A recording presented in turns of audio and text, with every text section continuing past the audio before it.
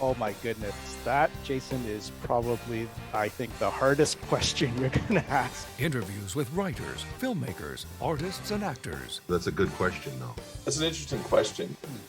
That's a great question. Count on Sci-Fi for Me to be there asking all of the questions. It's another great question. These are all really good questions. Bringing you news and opinion from all over the web. Sci-Fi for Me, delivering the multiverse since 2009. You're watching Sci-Fi for Me TV, delivering the multiverse since 2009. Live from our studios in Kansas City, this is Sci-Fi for Me.tv.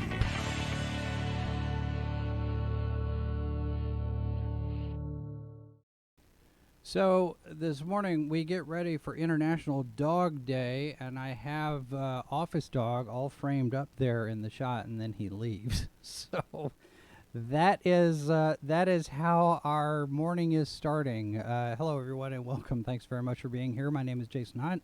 I am the editor here at Sci-Fi for Me, and happy to have all of you with us. And we will carry on, even though office dogs do not cooperate very often. So there we are.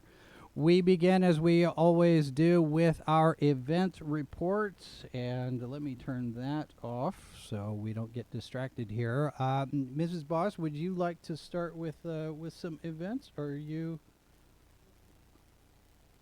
Huh? Oh, well, okay.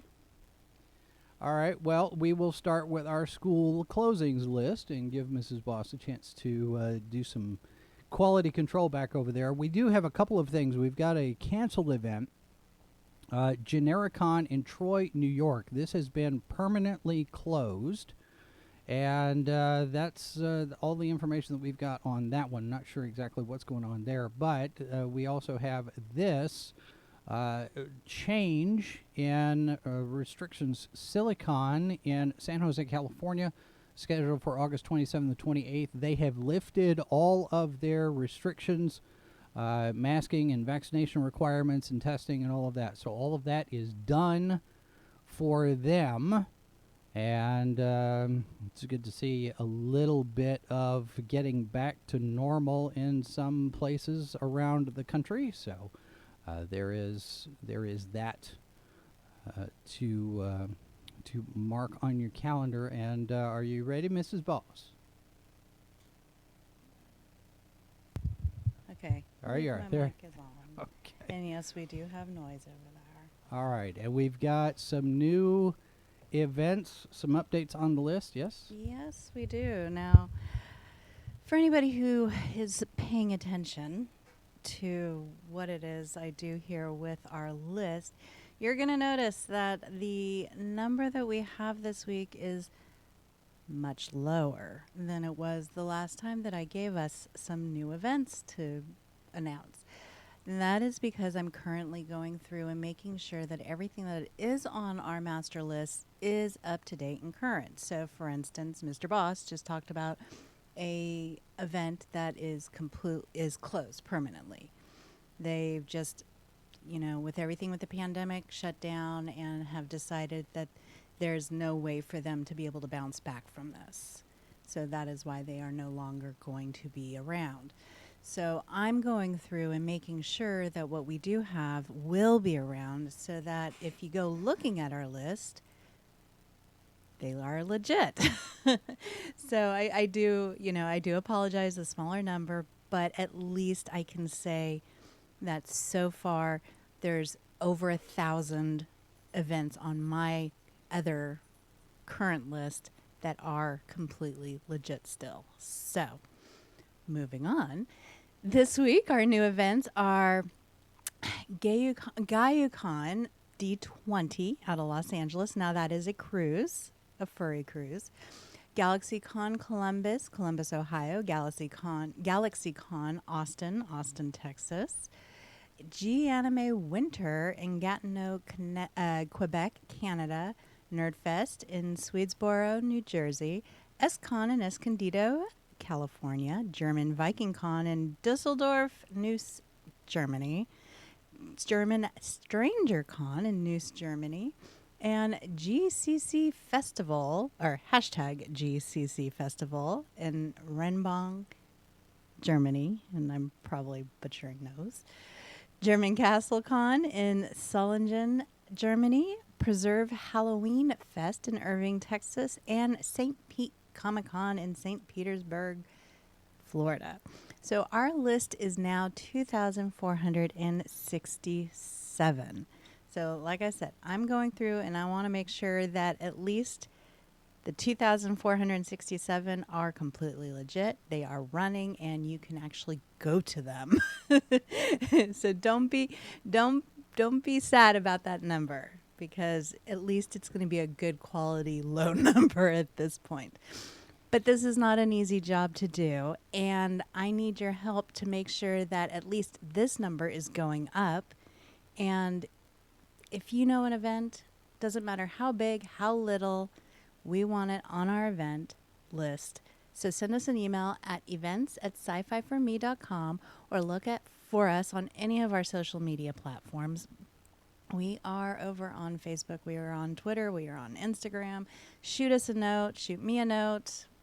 We'll take it, because we want to make sure that this list continues to grow with the legit, still running conventions, and that you guys have plenty to look at.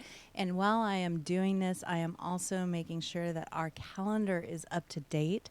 We've got a lot of events that are going into 2023. And when I say 2023, I'm not talking about just those first few months to the summer. I'm talking about stuff that's going into the fall months as well. Yeah, I was looking at that the other day, and I noticed that we had quite a bit already going into the summer months, where we were seeing, stuff dropping into the calendar. And let me also throw my 2 cents in here. I mean, Mindy is doing a very good, thorough job of maintaining this list, and we've got some bragging rights, because you look at lists for Comic Cons and various different websites all across the internet, and ours is the largest. Ours is the most comprehensive. We have more events on our list than anybody else has. So, I'm very proud of that. I'm proud of the work that Mindy's doing. So I frequently try to give everybody here some attaboys and some props. So, Mindy, attagirl. Keep going. Thank you. Well, and one of the things that I do want to say also with our list is, at least we don't just automatically assume anything with any of our conventions. I mean, yeah, the last couple of years have been a little hard with the, everything having to shut down for a while. But a lot of the lists that are out there, just because they had a convention, that fell on, April 13th of 2019, they assume it's going to automatically be April 14th of 2020 and April 15th of 2021. I mean, we don't just automatically assume and stick it on our, events, here they are list. We actually go in and make sure that if we put in dates and we put it on that calendar, it's legit. It's not just an assumption. And speaking of dates, those of you who are running the websites for these sites, for these events, please put the dates on your homepage. Big, bright, bold, brassy letters with some confetti and some sparklies. Here are the dates for our next event. No glitter, because he hates glitter. No glitter, no glitter. But do make the dates and the location prominent on your website. This is something that we have noticed across, I don't know how many times I've heard Mrs. Boss talk about how she's had to dig for this information, or try to book a room at a hotel. Yeah, I mean, look, if you have to book a room in order to find out the dates for your event, then you need to kind of revamp your website a little bit. Well, it's some friendly advice. Some we've been around the block a couple of times here for this. And piggybacking a little on that, if you send out newsletters and you're announcing, hey, by the way, we've got blah blah. It's great that you've got some pre-sales going on, or hey, you better hurry up, the sale ends on this date. make sure in the head, on that top header where you got the pretty pictures. There's some great artwork out there. Put the date in. Yes. There. Yes. And also, if you're going to have any links in your emails, make sure they link to your website for the page or for the convention and not to MailChimp.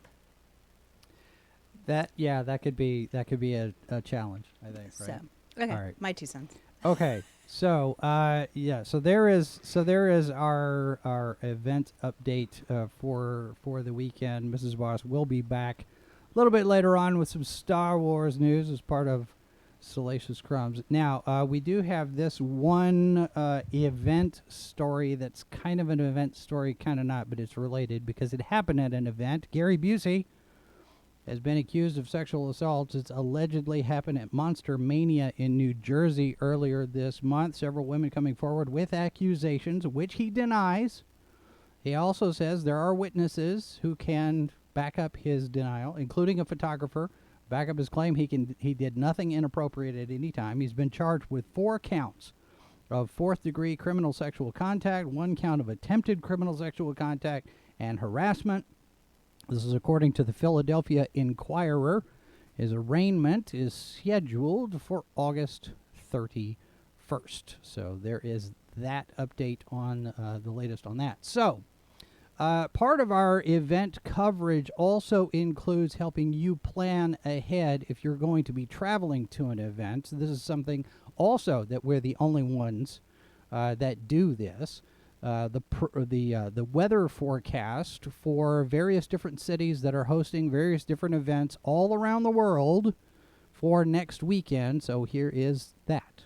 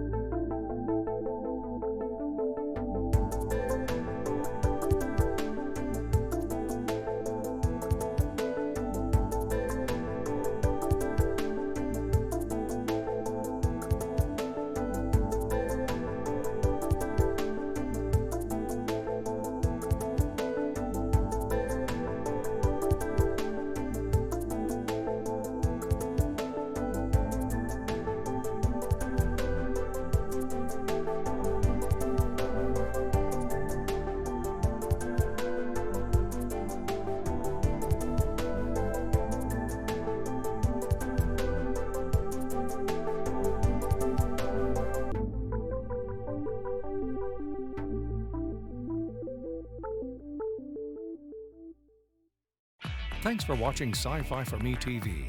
Be sure to connect with us on social media and subscribe to our channels so you don't miss our next broadcast.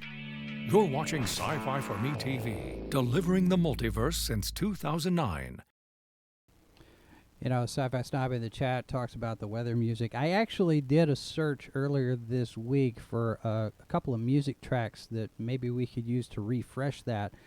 And I haven't found anything quite appropriate yet. So I'm going to keep looking. So we'll see. Maybe at some point I might surprise you.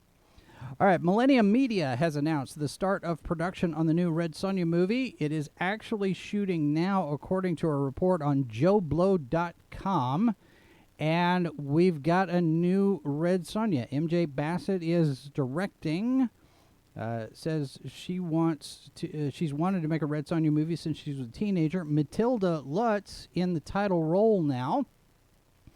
And Lutz, according to Bassett, she says Lutz has all the magic she was looking for to bring to the character. Producer Jeffrey Greenstein says it's been a long journey from script to screen, and they're excited to finally go into production. This has been in development hell over at Millennium for 7 years. Several directors and writers attached and then not. You may know Bassett from directing things like Solomon Kane and several episodes of Ash vs. Evil Dead. Lutz made her mark with Revenge back in 2018.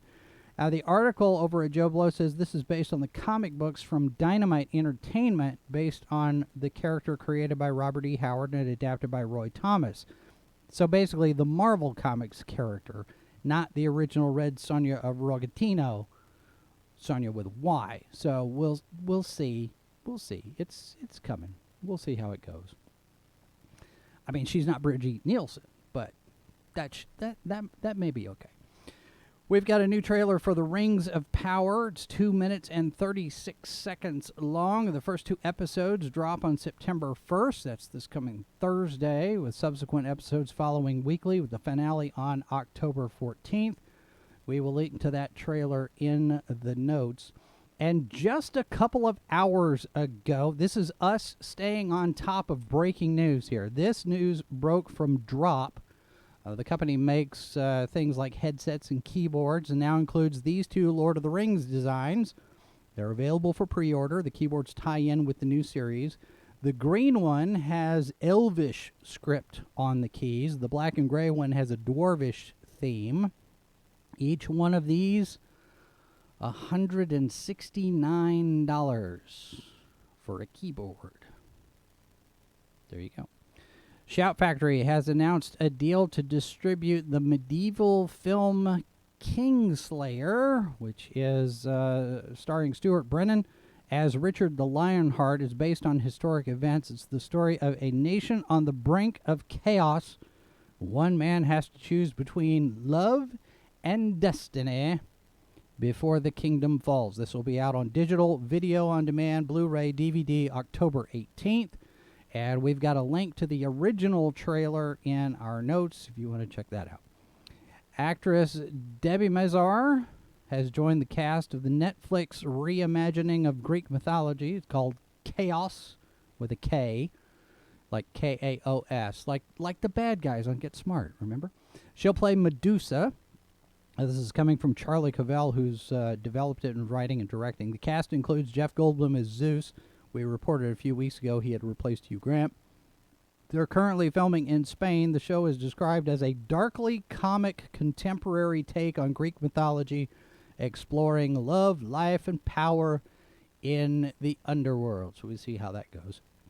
House of the Dragon finally here, making its debut on HBO and HBO Max on Sunday, and they pulled in the largest audience for any new original series in the history of the network with 9.986 million viewers. HBO calls it an unprecedented level of concurrent streams. It was also the largest premiere across the U.S., Latin America, Europe, the Middle East, and Africa. HBO calls it an unqualified success, and it's already got a season 2 ordered from the network. So congratulations to them. I guess Game of Thrones is back. Christian Slater has joined the cast of the Spiderwick Chronicles over at Disney+. This is the new series based on the series of novels. He'll play Mulgarath, and Dr. Dorian Brower, an ogre who eats people and has an insatiable desire to consume. He's the villain of the piece, and he's after the secrets collected in Spiderwick's field guide so he can fulfill a plan to satisfy his hunger. Deadline reports it's a 1-season commitment. This series is based on the books by Tony DiTerlizzi and Holly Black. Also joining the cast are our twins, Lion Daniels and Noah Cottrell, as Jared and Simon. They travel with their mother from New York to Michigan to move into the ancestral Spiderwick estate, where they get pulled into an alternate fantastical world. So there is some casting news there. Other casting news, Jeffrey Dean Morgan having a little bit of a supernatural reunion with Eric Kripke. He's joining the cast of The Boys. He'll have a recurring role for season 4. Show creator Eric Kripke had previously expressed some doubt it could happen given Morgan's lead role on the Walking Dead spinoff, but they made it all work out. Of course, we don't have any information on the role he'll play, but we'll find out eventually, I guess, and that gives me our moment to segue to Mr. Harvey, because mentioning The Walking Dead, I can switch over to horror news. Mr. Harvey, good morning, sir.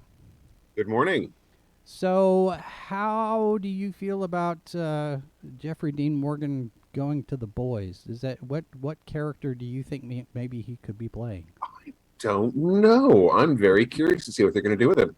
Of course, coming back around to superhero films or television shows in this case, of course, for a lot of people, their biggest exposure to Jeffrey Dean Morgan was, of course, in Watchmen, which, where he played the comedian. Certainly, he could be a lot more sweary over on The Boys. The Walking Dead is a very curious show for adult language where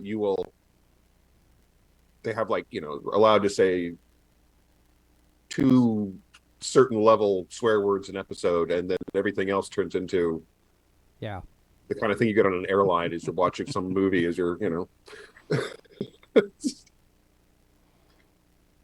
But yeah, I mean, I've got some news about him later on in this little batch of stuff. But I'm looking forward to it. I like The Boys. I actually like the TV show a little bit better than the comic at this point. All right. Well, I will get out of your way, sir, and turn you loose.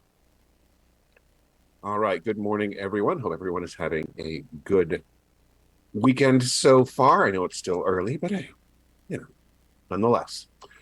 All right. We have a little bit of box office news. Idris Elba's new film, Beast, about a giant bloodthirsty lion creature feature, is opened up this past weekend, and it is ended up in the number 2 spot. Now, this means it has pulled in a worldwide total so far of 21 million. Not a giant amount of money, but in these days, not too shabby nonetheless. It's going to have to make 100 million worldwide to start being profitable.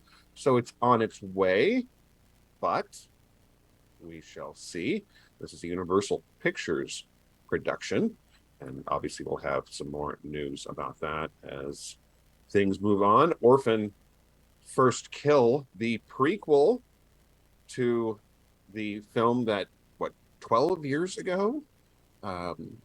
Involved a spoiler alert for a 12-year-old film, a young woman who appears to be a child but is in fact an adult person who has a condition that traps them in basically the form of a child for the rest of their life, who infiltrates a family pretending to be a child and goes on a killing spree. This is the prequel, which has involved a lot of fancy film work to make an actress who is literally almost twice the age she was when the first film came out, get to play a character who's younger, but it's been getting some interesting reviews. Some of them very positive for recognizing how much fun the filmmakers are clearly having, attempting to make her look younger, because they're not doing it with digital effects. It's all practical effects. So we shall see how it goes on in terms of legs, but it has the first weekend 1,675,000. Not a huge amount of money, but it only opened in 498 theaters. That means it's about $3,300 per theater, which is actually really good. If they'd opened it wider, it might actually be doing some pretty good numbers. So we'll see what happens there. Yes, 13 years. Thank you very much. Appreciate that, Keely. And of course, we've been following the Nope's box office numbers. They pulled in 133 million at this point, and you can start watching it at home now. It's available for home viewing at this time. Now, the Warner Brothers things that are all the Warner Brothers things. The saga continues. Now we're shuffling some dates around. Evil Dead Rise is not going to be on HBO Max anymore. It's going to go to theaters, which is a great news for a lot of horror fans, but the date has moved to April 4th, 2023. This involves Salem's Lot moving from its date, which is going to be April 21st, is now going to come out sometime later next year. We don't have a date for that. And then Nun 2 is moving to September 8th. So lots of shuffling there. Hardly the only shuffling in the schedule that Warner Brothers is dealing with. But at least we get Evil Dead in the theaters. Now, a lot of the early buzz on this in terms of screening is that it's definitely very much in the vein of what you would want to see a big theater released Evil Dead film. So hopefully some good news there. And Danny Huston has joined the cast of the new Crow reboot. This is one starring Bill Skarsgård. Rupert Sanders is the director on this. We don't know who Huston is playing at this point, but certainly he's always a fun actor to watch. We'll obviously find out more as time develops, and don't actually have a release date for this. But considering the track record of announcements on the Crow reboot and then nothing coming of it, the fact that we're actually shooting, it's kind of amazing. So we'll clearly have some more information there. There are a lot of folks who wish that you would not get a reboot to The Crow, but this is the way the industry works. So it is what it is. And we've got a new poster for Halloween Ends, which has been released. We also have a new still as well that I'll show you here in just a second. But of course, we have October 14th is the release date for this, and it's going to come to Peacock and theaters at the same day. So you can watch it at home, watch it in the theaters. Again, the opportunity to get out and see some of the stuff in the theaters means you're likely to get more of the stuff you like in the future. But certainly we understand that there are folks who need to watch things from home, so you have that opportunity. And of course, we've actually got a rating on this. Shockingly, it's rated R. Everyone knew this was coming. Bloody horror, violence and gore, language, and some sexual references. There is the still we've had released. At this particular point, not a whole lot more at, there'll be a lot of stuff here. And we got a teaser, very much a teaser for Hulu's Hellraiser. You can barely see the new Pinhead, and it's sort of, as the letters move past, you can see the new Pinhead behind there, and it's red and glowy and soft, but it's a teaser, and we knew something was coming. Hopefully we will get a lot more information as things developed. It's going to come out on Hulu October 7th, so it's not that far away. And of course, Clive Barker is producing on this, and of course we've also got the Hellraiser series in development on the way, so looking forward to more information there. Now, if you are a fan, of course, the Monsterverse, Godzilla vs. Kong 2 is on the way. Adam Wingard, who directed Godzilla vs. Kong, is going to be directing this. Don't have a title for it aside from Godzilla vs. Kong, but it's going to come out March 15th, 2024. So, a little bit of a wait. But Rebecca Hall, Brian Tyree Henry, and Kaylee Hoddle are going to be in the film. Dan Stevens, Fala Shen, Alex Ferns, and Rachel House are joining the cast. And the quote here I have is, follows up the explosive showdown on Godzilla vs. Kong with an all-new cinematic adventure, which is good. We've already seen the first film.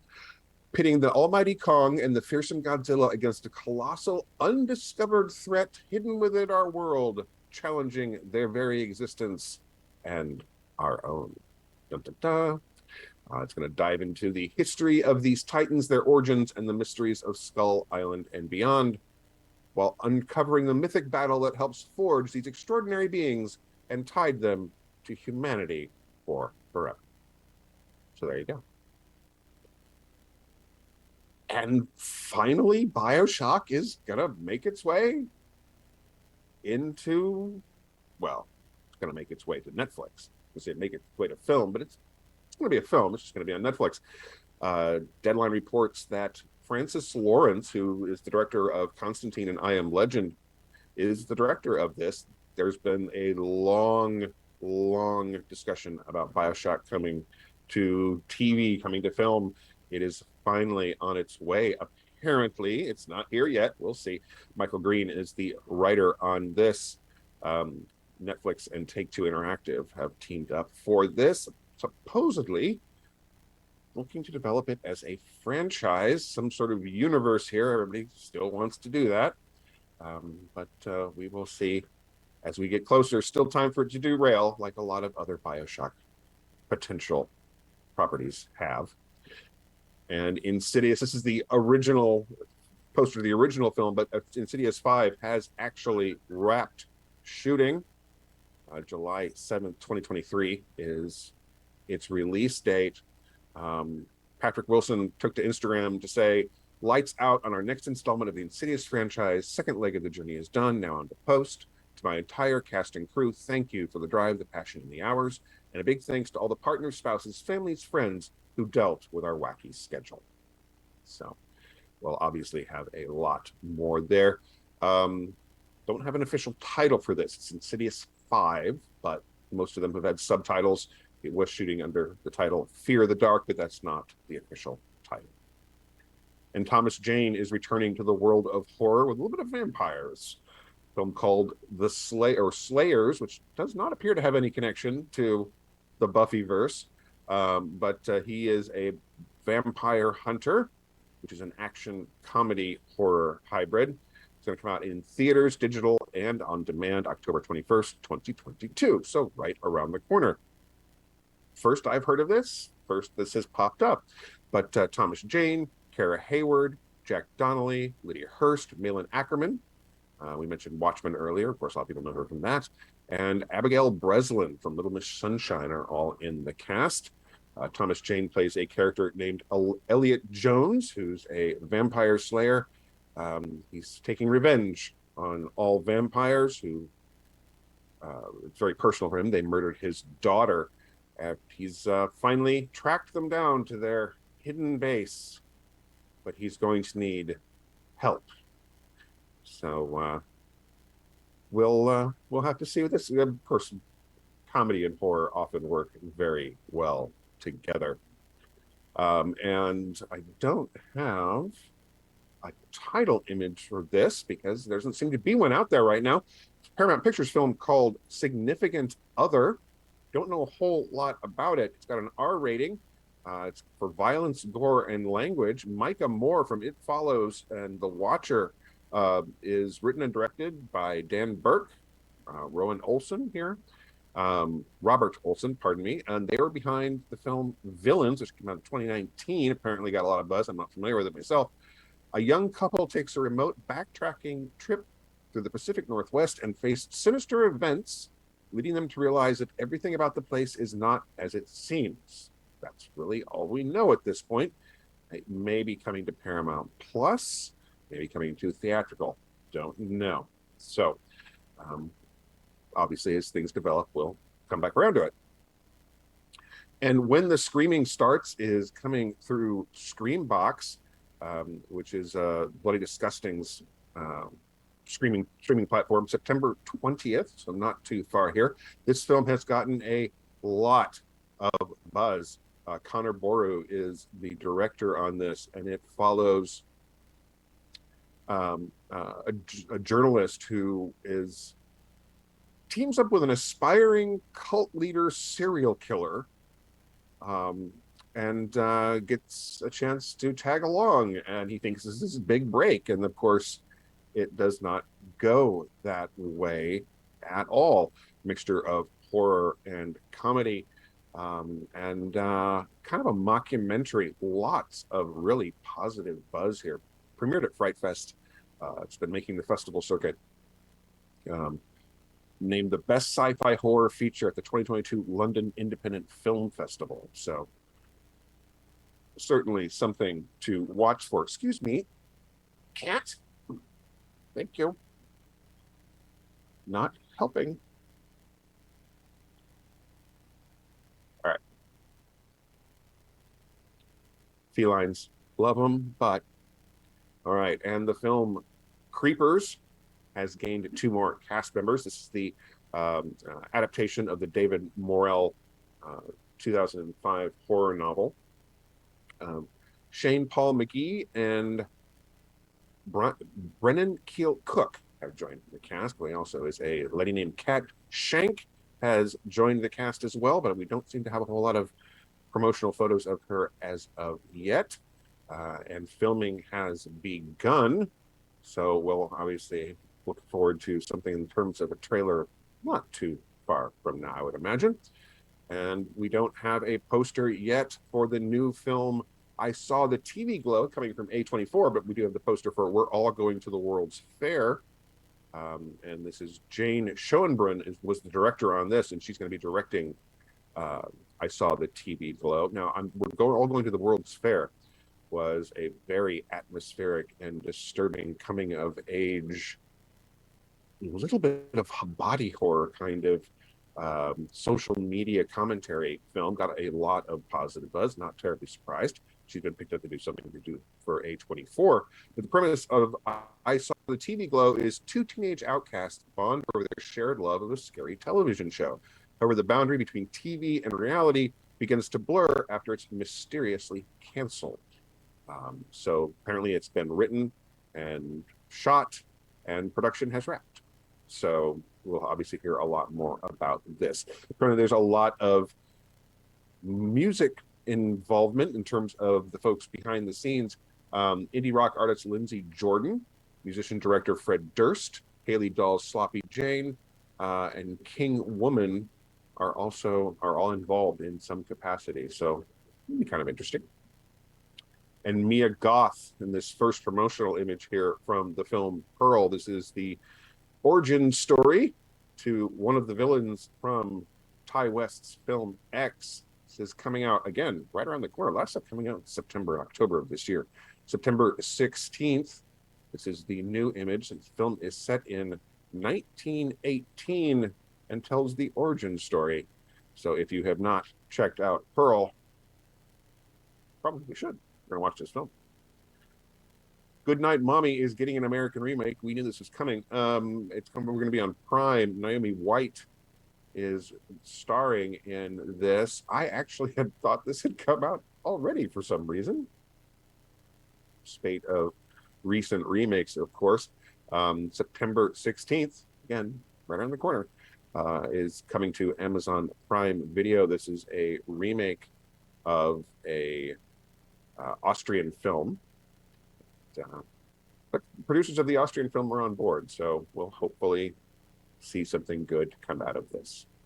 And if you're a fan of The Evil Dead, gotta wait for the new film to come out, but you can get Army of Darkness 4K Ultra HD. Scream Factory putting this out October 4th. It is a 4-disc set, one with theatrical cut, one on Ultra HD, one on Blu-ray, a director's cut, an international cut on the 4 discs. Tons of extras.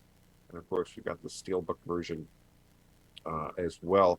So lots of fun things there. Something to pick up for the Evil Dead fan in your life. Return of the Living Dead also getting a 4K Ultra HD release from Scream Factory coming out in October. It is a 3-disc set with a 4K Ultra HD disc edition of the film, the new 2022 4K scan of the original camera negative, a Blu-ray version also with that scan, and then a 3rd disc of just special features. So all kinds of cool things there. The Beyond is also getting a new 4K Ultra HD release. Also Cannibal Holocaust is as well. Grindhouse Releasing has teamed with legendary composer Fabio Frizzi. He's got a new version of The Beyond, and it's the composer's cut. So this is actually going to come out in a theatrical release. We also get the 4K Ultra HD version here. It's going to premiere in October, nationwide release in November at Alamo Drafthouse, and then other theaters across the U.S. We're also getting Brookline, Massachusetts. The Coolidge Corner Theater is going to be honoring Fabio Frizzi with their After Midnight Award on September 17th. He's going to be joined by his band for a live session and a special screening of Zombie. So if you happen to find yourself up in that area. Tickets are available. So, and for the younger horror fans in your audience, Trick or Treat Scooby-Doo is on its way. It's coming out sometime around Halloween, and the trailer is out now. It's going to be digital and DVD. In the quote here, Mystery Inc. has cracked the case to top all cases. They've tracked down Coco Diablo, the head of the notorious costume crime syndicate that colludes the Black Knight, Space Cook, and the Ghost Diver. With Coco and her kitty in prison, Mystery Inc. thinks they can finally enjoy a break. They're wrong. There you go. And coming back to Richard Dean Morgan, Walking Dead, Dead City. No, it is not a new spinoff. It is a renamed version of Isle of the Dead. Quite frankly, Isle of the Dead seemed like a more interesting title to me than Dead City, but whatever. So this is the new title of the Negan and Maggie spinoff series that Lauren Cohen and Jeffrey Dean Morgan are starring in. It's a 6-episode series that is going to come out sometime in 2023. And if you're a fan of the Netflix Resident Evil, well, you got your season. That's all you're getting because it has been canceled. This is not a huge surprise. A lot of folks were thinking it would not get to a second season. It is a alternate version of the events. And certainly if you're a fan of the games or you're a fan of the movie series, this is a very different thing than either of those. Some people liked that difference. Some people did not. That's how things go. Numbers on this actually started off pretty good in terms of viewers, but they fell off rather sharply as time went by. So considering how Netflix looks at numbers, it's not a big surprise that this was canceled. But unfortunate for the folks who liked it. And if you're a fan of King Kong, more stuff coming, not Godzilla versus Kong. This is King Kong, the TV series, which is making its way to Disney Plus. James Wan is behind this. His Atomic Monster has teamed up with the goodness me, the DeVito Artworks group. Joe DeVito behind he's actually the rights holder to King Kong right now. King Kong is tied up with a whole bunch of rights things. There's a saga there. Yeah, so we're getting a TV series that is not actually connected to Skull Island's movie continuity. This is something a little bit different here, but it's going to be based a lot more on the DeVito Artworks continuity. There's some books and comics and things like that. And if you're not familiar with it, definitely worth checking out. Now, this is going to be set in a contemporary setting, but it's reimagining Kong, the original stories, in the modern setting, apparently. So we'll have to see as more develops there. And if you are a fan of the comic series Parasite, the manga, Train to Busan director Jung Sang-ho is going to be writing and directing a Korean sci-fi horror series based on the Japanese series. It's called Parasite the Grey. Apparently this is going to be a new story set in the Parasite universe. And Yeon said it's going to be completely different from the original. The opening will set up how the parasites have arrived in Korea and what happens. He wanted to do the kind of original story, and he went to the original author and gave him the pitch, and he liked it. So there you go. Always nice to get the original creator on board. And it took a long, long time, 40 years. My Bloody Valentine is finally getting a book adaptation. The classic horror film has never been adapted into a book before now. And it's going to be coming out in February of 2023. My Bloody Valentine, the novel. Stop the Killer is the folks behind this. It's available for pre-order now, so if you want to pick that up for the loved one in your life. I'm not sure how I'd feel if my partner gave me My Bloody Valentine as a gift, but I'd probably be happy. It's got some pre-order perks if you want to get it now. It's got an autograph and forward from the director, George McCullough, and an extra chapter if you pre-order now. So there you go. It is the ultimate companion experience for fans of the 1981 film. Scenes cut from the movie, expanded character arcs, and many other satisfying treats. And there you go. That is what I've got for you this morning. Thank you so much for watching. We hope that you, again, have a great weekend. And we're going to head off to a break here. And when we come back, well, I think we've got some vaulted bees, killer bees, on its way. Have a great weekend, guys. You're watching Sci-Fi for Me TV, your portal to the science fiction multiverse.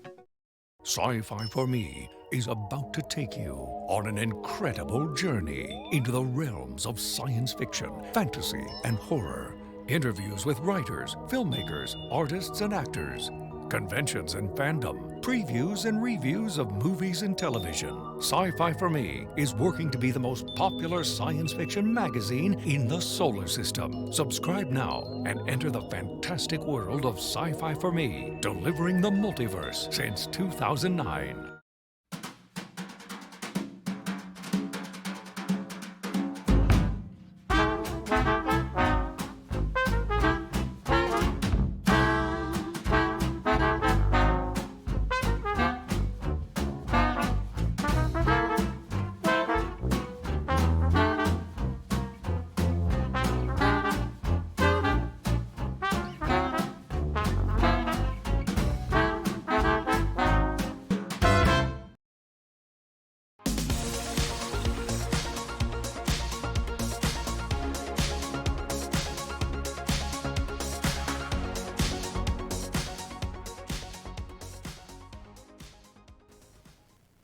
Greetings, seekers of weird and wonderful cinema. Welcome to Vault of the Killer Bees. This is the place that celebrates the genre of films that lie just outside the mainstream, the films that are so bad they're good, and of course, the hidden gems. Now, I realize that I've been focusing a lot on the hidden gems of the B-movie genre lately, and woefully neglecting the epic schlock fests that have resided on the bottom shelves and bargain bins of your local Hollywood video. So I'm going to set aside the good B movies for the next few weeks to introduce you to a gaggle of heartfelt head scratchers from the "how did this even get made" pile, beginning with 1989's Game of Survival. And as you can see here, I managed to find a copy of the cover complete with the 99-cent rental sticker on it. And that now, Game of Survival's plot is straightforward enough. A nameless alien overlord. Seriously, this guy is listed on the credits as Alien Number One. And that now, this alien overlord captures various warriors throughout the galaxy, forcing them to hunt down a treasure ball, which looks like it was taken off the end of a Renaissance fair mace. And they're forced to hunt down this treasure ball on a planet that the warriors are not familiar with in order to ensure their freedom. The plot seems simple yet promising. Promising, that is, if you overlook the post-apocalyptic costumes that are combinations of 80s hair metal spandex, paintball safety gear, as you can see here, and leftover leather daddy accessories. Now, did I mention that the foreign planet is actually East LA during summer? And the warriors have names like Zane, Skull Blaster, and the great and epic Blarg. Blarg. That's how it was listed, with 3 G's in the credits. Now, our brooding yet dreamy hero, Zane, is played by Nikki Hill, and that's Nikki with 2 K's and an I.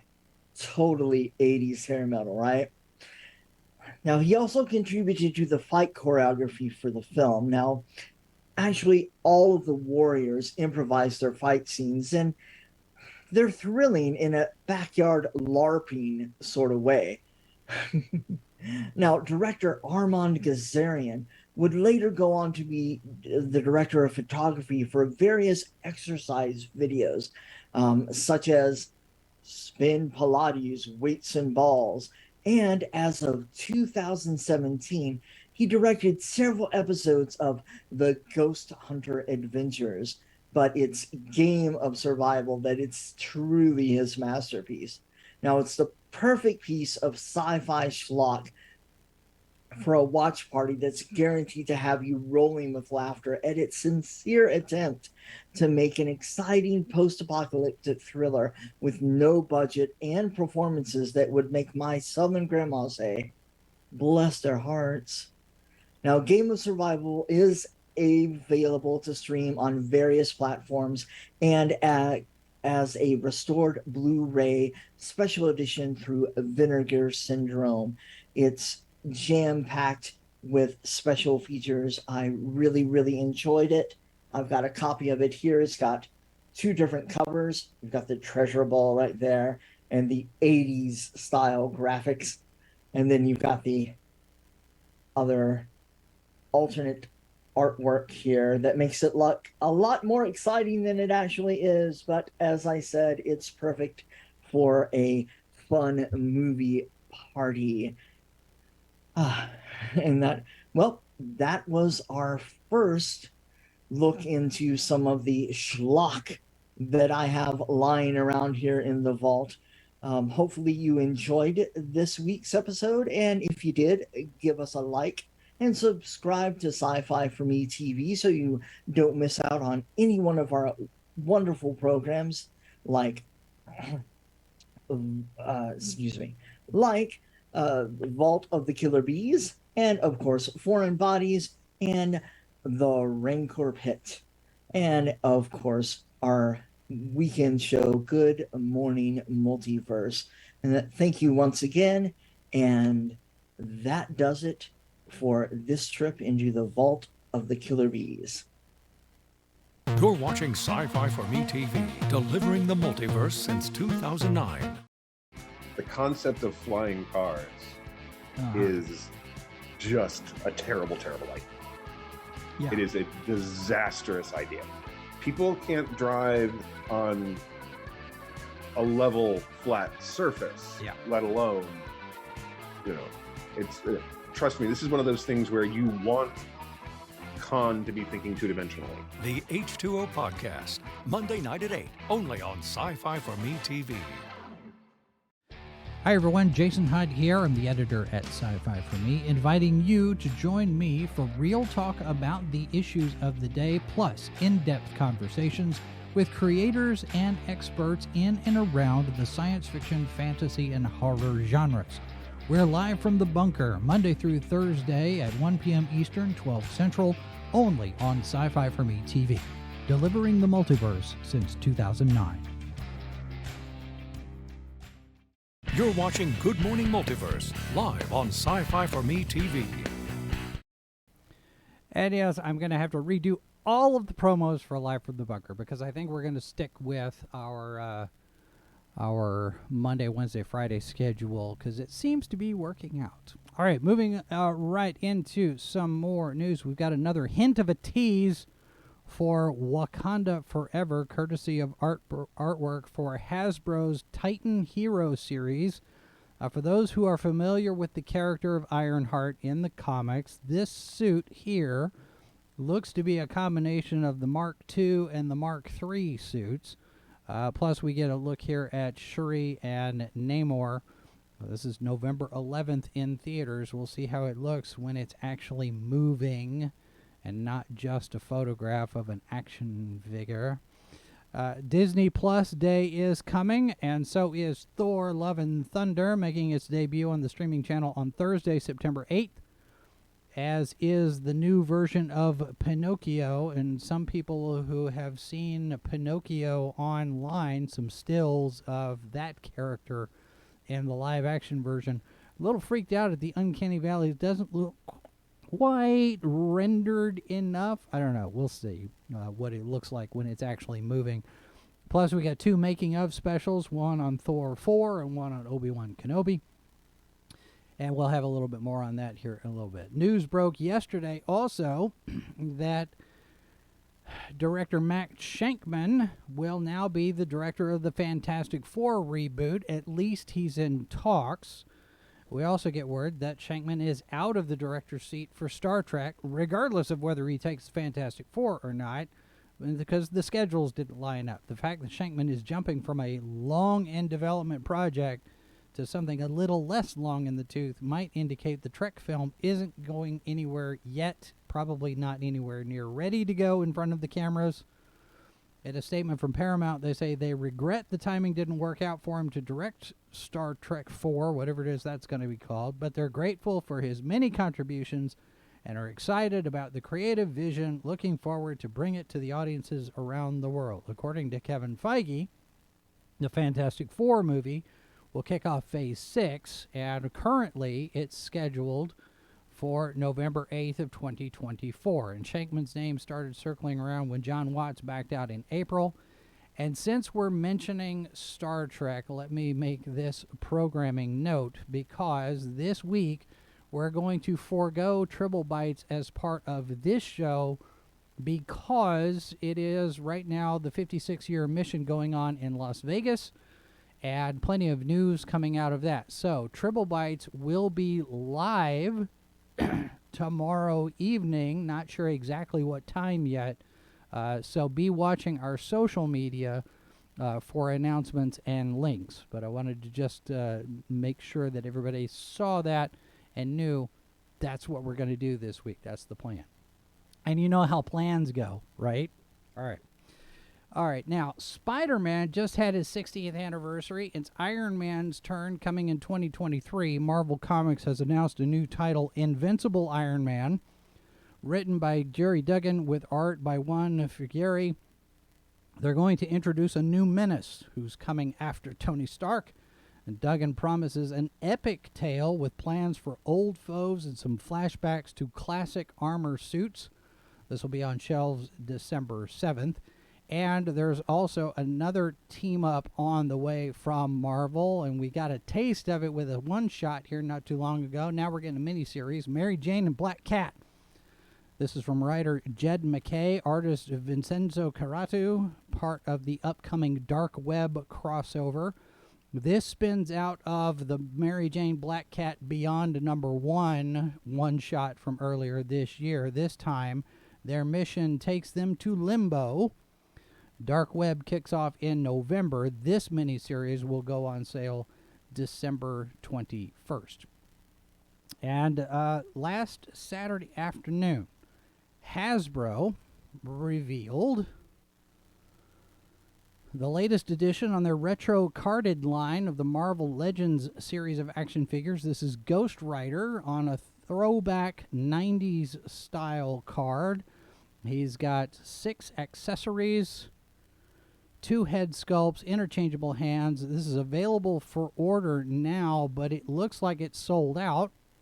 Expected shipping date March 2023. I don't have an indication of whether or not this is a limited edition, so they might restock. We'll see. And yes, the head on the right, it looks rather odd. It doesn't look like just a regular face. It's kind of like a face in transition. I'm not sure exactly what that is. I don't know. We'll see. Excuse me. All right, Bleeding Cool. Bleeding Cool has a preview of the new Wildcats #1 from DC Comics. It's a revival of the Jim Lee title he created at Image Comics 30 years ago. This new iteration is from Matthew Rosenberg and Steven Segovia. The rebooted Wildcats are now a covert team of operatives working in the shadows of the DC universe, and they're tasked with gathering an elite group of scientists for a mission. It's 132 pages on shelves November 8th. Now, the animated Caped Crusader, Batman Caped Crusader from Bruce Timm and J.J. Abrams. We talked about this a little bit earlier in the week. It's not going to be on HBO Max. Now, it has not been canceled outright like some people on social media want you to think. It's going to be shopped around. It's part of the restructuring and the new strategy from Warner's CEO David Zaslav. 5 other shows are also being prepped to distribute through other outlets. So, despite what some people are saying online, Batman Caped Crusader is still in development. It's just not going to live on HBO Max. So, let's just be clear and manage expectations accordingly. Now, even though the TV series isn't moving forward in the Batman universe from Matt Reeves, we are getting the sequel to the Batman, still in development, at least for now. Writer Mattson Tomlin will co-write with Reeves, as he did on the first Batman movie with Pattinson, even though he didn't get screen credit for his work as a script doctor on the third act. So he didn't do enough to qualify for writer's credit, I guess, by the Writers Guild rules. Tomlin is also working on the adaptation for Berserker for Netflix, based on the Boom Studios comic book co-created by Keanu Reeves. Let's see here. Now, last week, we reported that Jordan Elsus is leaving Superman and Lois. Now he's come forward with a statement posted on Cameo. He says he needs some time to work on his mental health. He's debating whether or not he even continues acting at this point. He says the last couple of years have been rough. We've got a link to the video in our notes, and we wish him the best in terms of dealing with whatever it is he's dealing with there. And we also will have a link to the new Gotham Knights trailer. This is the game, not the new CW thing, whatever that is. It includes in-game footage, and funnily enough, at the end of the trailer for the video game, it promotes the comic books. Imagine. Did somebody listen to us? No, couldn't be. All right, Warner Brothers might have found their Kevin Feige in the person of producer Dan Lin. On his track record, there's there's the Lego movie, the live-action Aladdin. He's reported to be in talks to take on DC Films, DC Studios, whatever it's going to end up being called. This is according to the Hollywood Reporter. The deal would apparently include both film and television, and Walter Hamada would transition out of the job. Sounds like he would still be there, although we've heard reports that he's going to leave after Black Adam premieres. And it sounds like Lynn would report directly to David Zaslav. Now, we know that Zaslav is restructuring things. And this is not a done deal. We've got some saying that there's a 50-50 chance right now. So we're going to keep an eye on this. This is not a for sure thing. Don't hang your hat on this. This is just what we're hearing at this point. This is what's being reported as a possibility. So that's the caveat.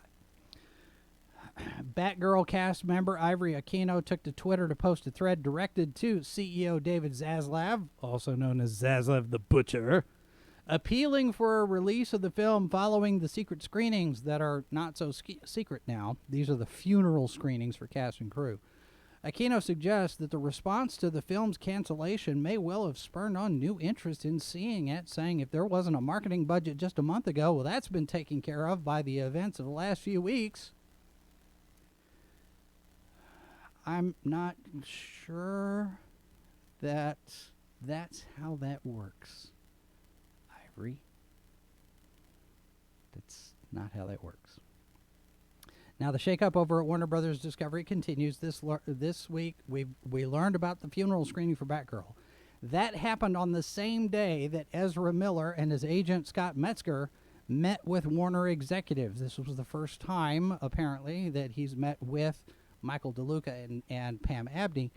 According to the report in the Hollywood Reporter, Miller was shaken up by the possibility that The Flash would be canceled outright, and that was enough to prompt him to get help for whatever it is that he's going through. The report is that the meeting involved Miller apologizing to DeLuca and Abney for the negative attention that he's been bringing to the studio. Sources tell Hollywood Reporter that The Flash is one of Miller's favorite characters to play, And the thought of losing that is what shook him up enough to decide to get help.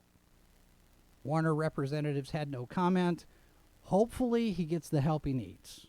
I'll say that. Now, Mikey Sutton over at Geekosity is also reporting that he's hearing word there's a possibility that Miller could continue to play the Flash in other projects. So we'll see. I don't know. It's going to be one of those things. In the meantime, both the Shazam, Fury of the Gods, and Aquaman 2 have been moved again. Aquaman moves from March 17th to Christmas of 2023. Shazam moves away from going head-to-head with Avatar's sequel, jumps to the March 17th date. So there's that. And in the Variety report, they note Aquaman now sits just days away from Rogue Squadron, which apparently is still a thing. And now that we've mentioned Rogue Squadron and Obi-Wan Kenobi, when we get back, we'll serve up some crumbs. Don't go anywhere. Spanning the globe with an electromagnetic signal aimed at the visual and auditory receptors in your brain. This is Sci-Fi for Me TV. I think he just wanted silence on the topic. That's why the trades remained silent. Right. That's my opinion. Well, and the trades don't have the confirmation. The trades don't have the confirmation, but her husband did it because he's trying to protect her and trying to encourage them to stick to that 3-year plan at the very least. Yeah. I think you're right. I mean, so, yeah, you know, and the very fact that the trades don't have the confirmation, while this has now been globally widespread through secondary and tertiary sources, is a very bizarre thing. Live from the bunker, only on Sci-Fi for Me TV. Thanks for watching Sci-Fi for Me TV. Be sure to connect with us on social media and subscribe to our channels so you don't miss our next broadcast. You're watching Sci-Fi for Me TV, delivering the multiverse since 2009.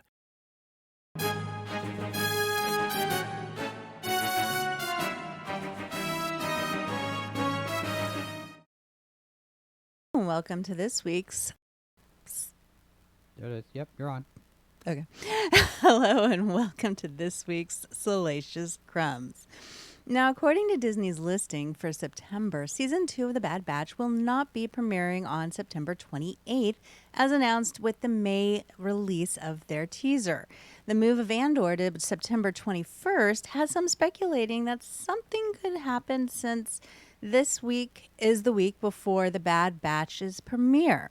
Now, we could hear more about their plans on the upcoming Disney Plus Day on September 8th, or they may say something during D23, which starts on September 9th. Disney has announced the behind-the-scenes of special Obi-Wan Kenobi, A Jedi's Return, which will premiere on September 8th for Disney Plus Day. Like the other live-action behind-the-scenes specials they've released, it will show film footage and have interviews of the actors and the director. With the announcement also came a trailer and this poster. We'll put a link for that trailer in our show notes. Now, since Andor's showrunner Tony Gilroy wasn't able to direct any episodes this first season, we've been speculating how many he could do for the second season. Well, now we know. When asked during an interview with the Playlist if he directed any episodes for Season 2, he replied, "I am not," and later clarified saying this: "How I was even going to, COVID kind of saved the show because I was so ignorant and naive about how difficult and how huge and what it was going to be. I had no clue, and if I had directed, it would have been, I don't know what would have happened to the show. The job I have now, or have to do now, is so all-consuming and so much more than that. It's just not a good use of my time to be on a set at all. And the directors we get, they come, they're energized, they're ambitious. And so I can take it all the way down and do the whole thing, but they come in with new hunger that you really need. I'm glad that he knows his limitations and that the show could have suffered." Another limitation for the Andor series is the lack of fan service. Sure, we see the return of Mon Mothma and Saw Gerrera, but that is it. Gilroy states to Variety that the inclusion of any legacy characters is never fan service. It's never cynical. It's always meant to be there. It's always protein. It's never icing. Andor is a bit different than the other shows since it's more of the behind the scenes of taking down the Empire versus Today with the Skywalkers. Gilroy wanted to do the show about real people, the billion and billion of others, and how the revolution affected them too. He calls the canon a host organism for absolutely realistic, passionate, dramatic storytelling. And speaking of other things we won't be seeing in the show is Jedi. Now, this doesn't mean we may not run into any Force-sensitive characters, but as Diego Luna mentioned to Screen Rant, Andor is the most grounded Star Wars we'll get. It's about people. There's no Jedi around, and it's very dark times in the galaxy when the people have to come together, articulate a response, and work in communities because the Empire is growing and control is everywhere. People have been marginalized, and there is no freedom. In a recent sit-down with The Hollywood Reporter, Natasha Bordizzo spoke about what she's taking from Rebels for her Ahsoka character, Sabine Wren. She knows that there is already going to be a slight different take on the character to keep it fresh while respecting the history already created. She lists her unbelievable bravery, spirit, and swag she maintains during the challenges and the heartaches. And if you're curious on what a studio will present for an award consideration, now is your chance to see one. ILM has revealed the VFX reel that got the Book of Boba Fett nominated for the Emmy Award for Outstanding Special Effects. And we'll post that link to the video in our show notes. Congrats to author Beth Revis, whose book, The Princess and the Scoundrel, has landed on the New York Times bestseller list after its successful debut on August 16th. Lucasfilm Publishing creative director Michael Sigling tweeted his congrats and thanked the readers on supporting another Star Wars book release. Harry Styles is the latest actor to deny joining the galaxy far, far away. Rolling Stone asked the singer-actor about casting rumors, and his reply was, "That's the first I've heard of that. I'd imagine false." He then went to state he's a little more focused on his music making, not that he would say no to a role, but he's also not at a point where he's actively searching out projects. Now, personally, I'd rather see the next project he works on being another album with 1D, but that's because I'm a fan. This week, as the Knights of the Old Republic remake turns, it looks like the old girl has found a new home over with Saber Interactive. Now, this isn't much of a move, more of a changing of the guard. Saber Interactive owns Aspyr Media, who both fall under the Embracer Group umbrella. Plus, we already knew Saber was involved when an Embracer board member mentioned that they were brought in to assist with the project back in May. Now, last week we had talked about the rumors that there would be no delay, but then no delay would be impossible. But I think that if a studio who's taking over that already had their fingers in it is taking over, then maybe the delay would be a little less dramatic than it could have been. We'll see. And another price hike for the Galactic Star Cruiser. Starting in 2023, the Captain's Table dining upcharge will go from $30 a person to $50 a person. And right now, there's a lot of open dates for the 2023 year. So you can take all that disposable income and have pretty much your choice of dates for next year. Booking for 2023 opens up on September 1st. And that's all we've got for you this week. You're all invited to join us at the Ranker Pit on Tuesday nights at 8 p.m. Eastern, 7 p.m. Central here on Sci-Fi For Me TV.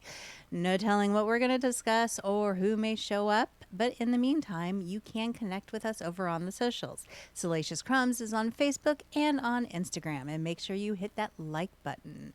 We'll have more Star Wars news for you next week.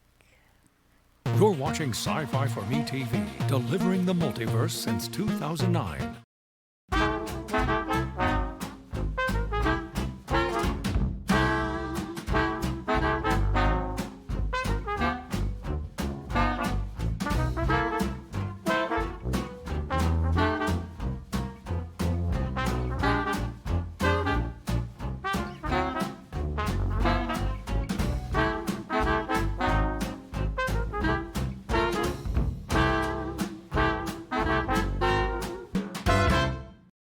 You're watching Good Morning Multiverse, live on Sci-Fi for Me TV.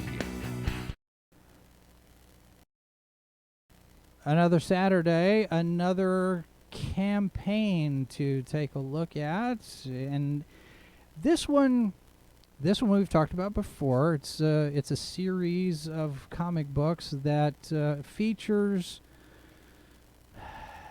breakfast cereal mascots as superheroes. So it's basically, if you have the Saturday morning cartoon with things like Toucan Sam or Diggum or whoever, but these seem to be a little bit more interesting characters, the Mighty Mascots. And joining us to talk about this morning, Keith Gleason, who is the writer, the creator, and currently funding for issues 7, 8, and 9.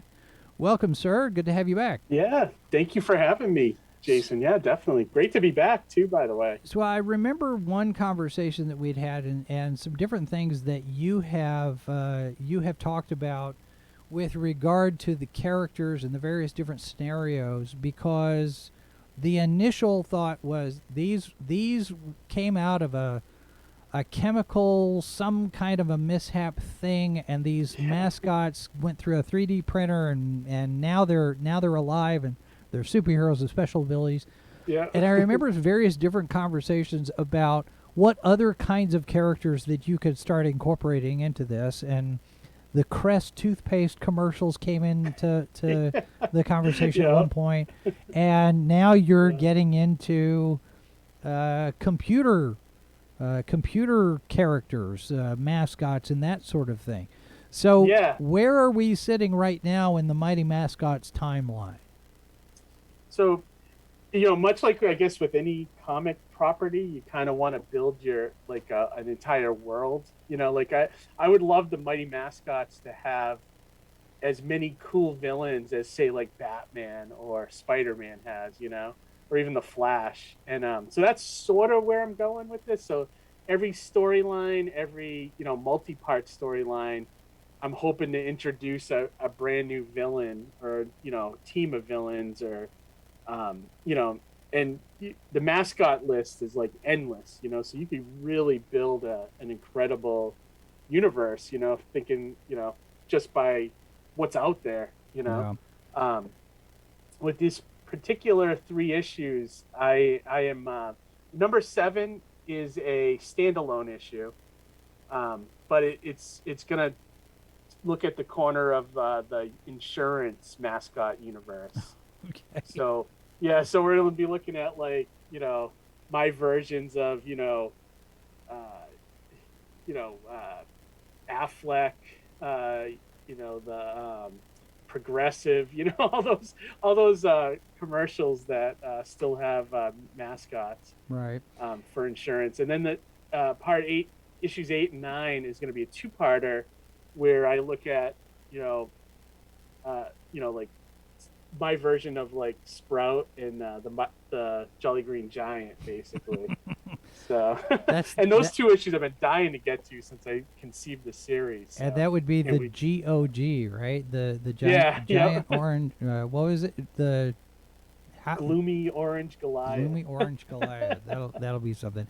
And you talk about the Affleck duck, the Mallard Insurance mascot, but you've also got here your version, your answer to McGruff the crime dog. This is and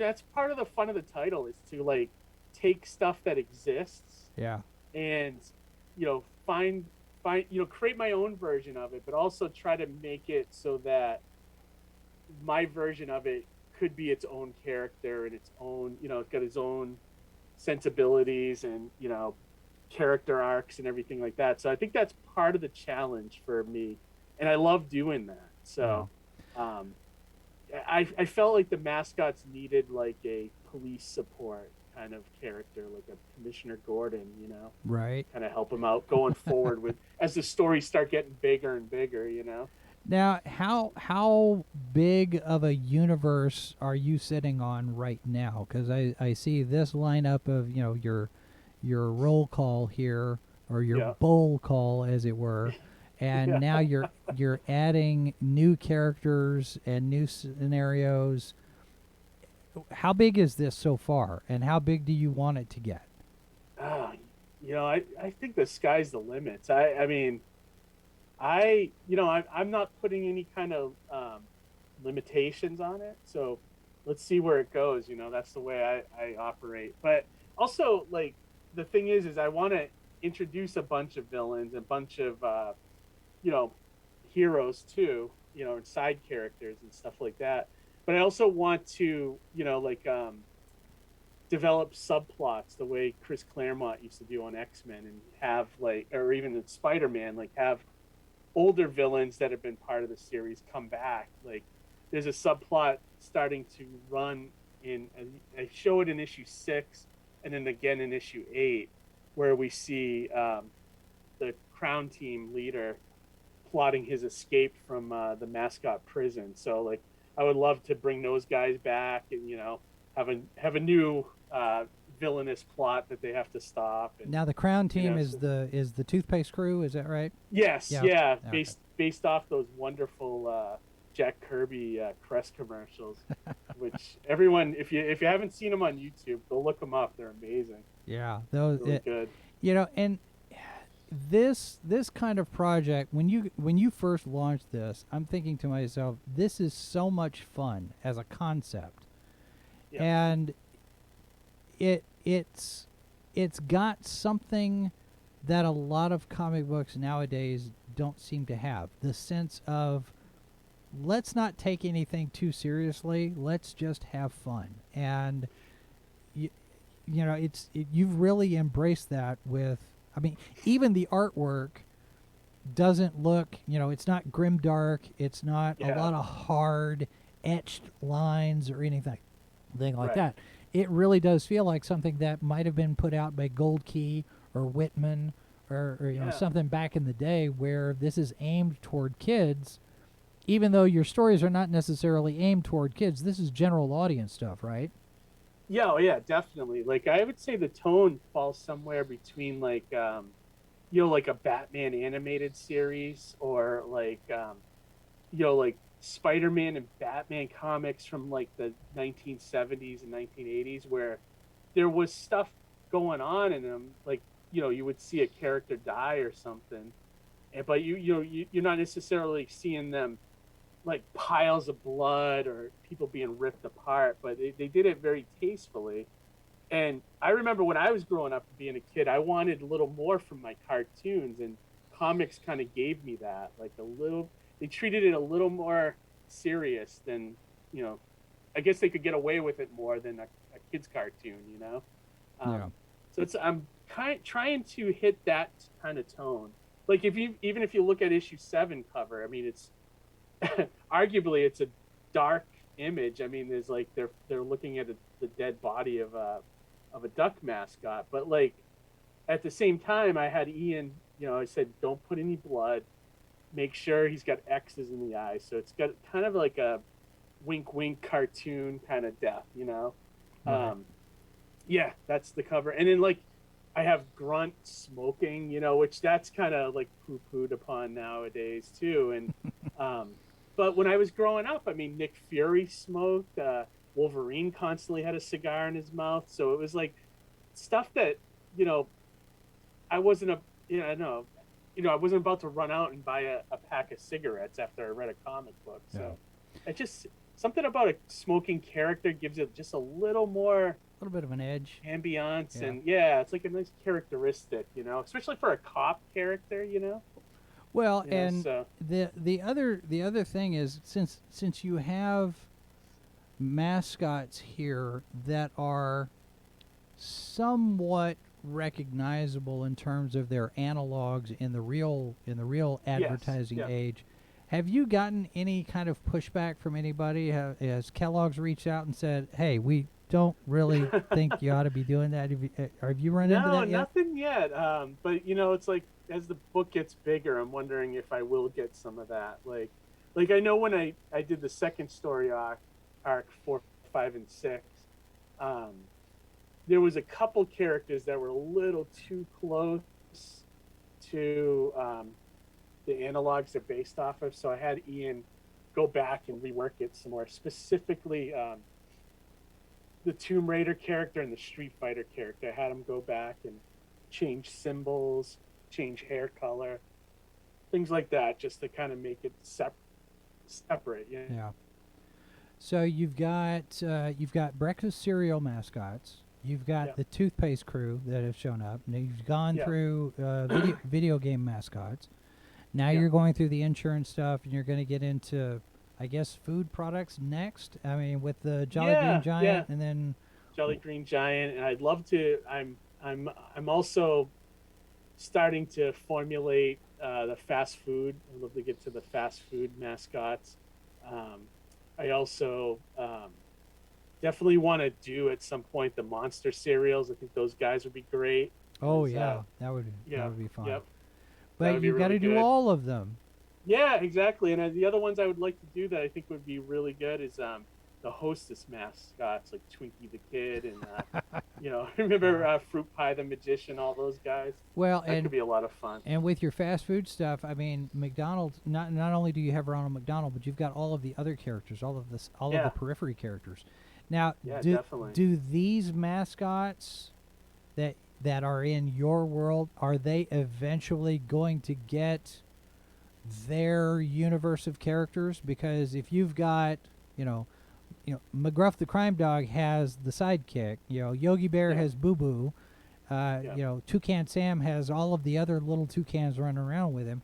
Are you going to start introducing side characters and peripheral characters in those universes? Possibly. Like I did a little bit with Honey Flakes in issue 4, 5, and 6. Like you got to see like a past breakfast commercial from him, and it had like the whole crew of Honey Flakes pirates, and then also had like a Honey Dog and Honey Lad, which was like the little kid, almost like the Johnny Quest type, and then the dog had like a little Honey Flakes hat and a little eye patch, So I did get a little bit into that, kind of like what Jay Ward did with the old Captain Crunch cartoons. He created a whole like backstory, and he had villains and everything, So yeah.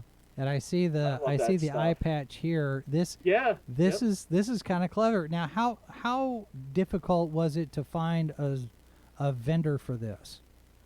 Not too bad. Like I obviously I Google a lot of stuff, and I found that one. It was like a party supply place or something. They do them for like for New Year's parties and things like that. So I was like, and they offered to put a logo on it. I was like, absolutely perfect. That was good.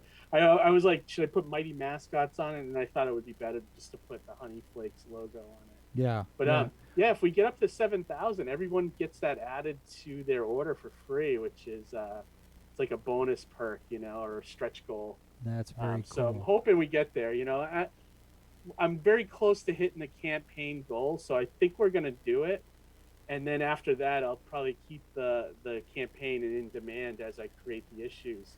Like I already have issue 7 is pretty much done. All the artwork and coloring is done. I just have to go in and do my lettering on it. And then Ian is starting on issue 8 this week. So we're already hoping to finish it and get it out to people before the actual deadline, which is next summer, so. And I'm seeing patches and sketch covers and a pin back button. Yeah, there's a pin, there's a embroidered patch. This is the one that's the most fun. The cereal box. This one to me, this one's so clever. Now, is this one? Do you put anything in this, or is this basically kind of a way to store your comics? Are you going to do different designs? More like I treat it more like a comic collector case.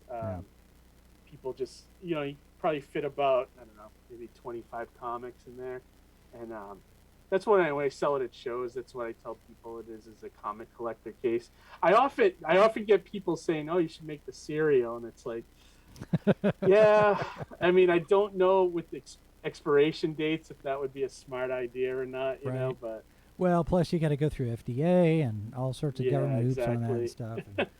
a lot of stuff a lot of headaches, So, but what you could do though is you you could chop up a bunch of styrofoam peanuts. Mm-hmm. Oh, and put that in and there. put that in the box. But of course, everybody else that lives in the house is going to just hate you for that. It's like, right? Please add. Yeah. Get styrofoam everywhere, especially if you've got cats. I mean, yeah. Oh yeah. We got rabbits and we got a couple birds. So the birds would definitely go and they would love that. Actually, they would probably rip it up even further. No. But what I was going to say is I added today, if you scroll up to the top, I added, if we get up to 100 backers, which we're really close, we're 5 away from hitting, I think, or 4 or 6, I think.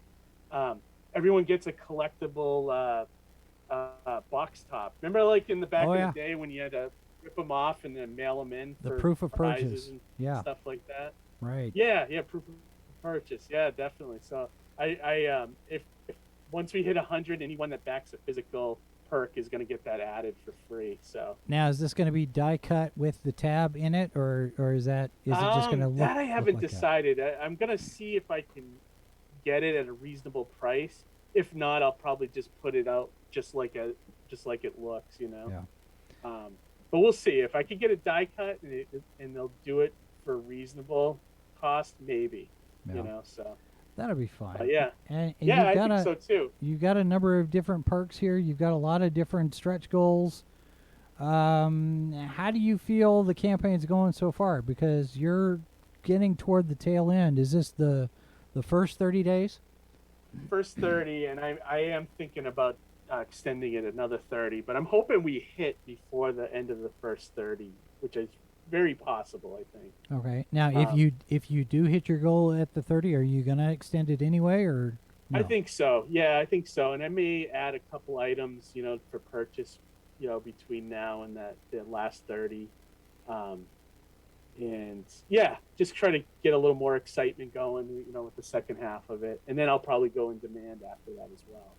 Now, one of the things that I've noticed on some of the different Alterna Comics versions, because this is published through Alterna Comics.